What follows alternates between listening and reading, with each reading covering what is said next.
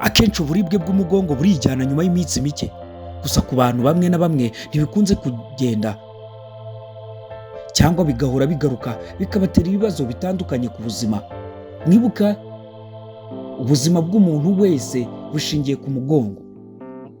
Umugongo utari muzima ntiwabasha kugira na kimwe wikorera, ntiwahagarara, ntiwagenda n'amaguru, ntiwakwikorera, nta na kimwe ushobora gukora.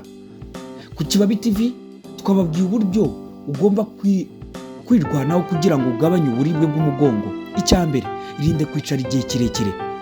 Niba ukora akazi kagusaba kwicara cyane, jya ugerageza ufate akaruhuko, uhaguruke ugendagende, ntukarenze iminota 30 wicaye ahantu hamwe utararuhuka byibuze iminota 5. Niba wicara cyane, gerageza kwicara neza no ku ntebe nziza.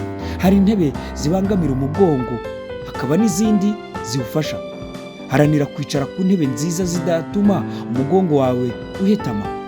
Ugomba kwicara urambuye neza, ibirenge biri hasi neza. Ikindi, gerageza guhagarara neza wemye. Guhagarara uhetamye cyangwa wunamye igihe kirekire byangiza umugongo cyane. Niba ugiye guterura ibintu biremereye, wikunama, ahubwo hina amavi, wegere hasi, ubundi ubone kubiterura. Ambara inkweto zidafite taro ndende.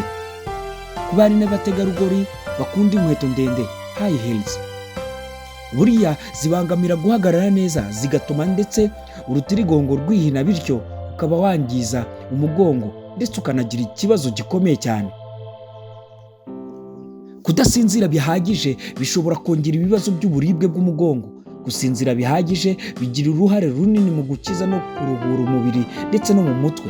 Kuryama kuri matera nziza bifasha kurambuka. Mu rwego rwo kuryama mu buryo bukwiye butabangamira urutirigongo, mu gihe uryamye ureba hejuru, shyira umusego munsi y'amavi. Niba ureba ku ruhande, ushyire hagati y'amaguru. Ikindi ugomba gukora, irinda unagabanye stress. Kwigunga bikabije kimwe no guhangayika byongera cyane kuribwa umugongo.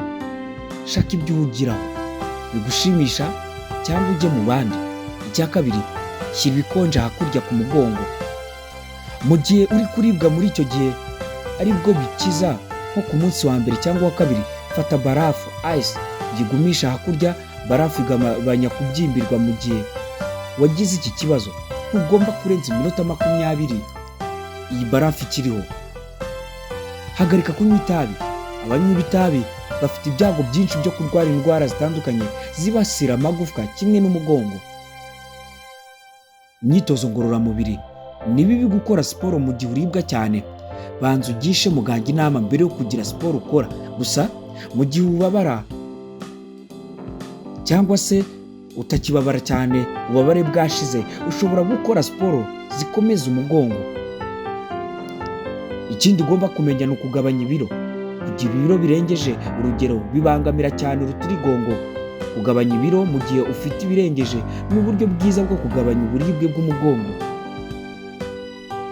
Urebye, nta buryo bumwe bubaho bwo gukuraho ububabare mu gihe uribwa cyane.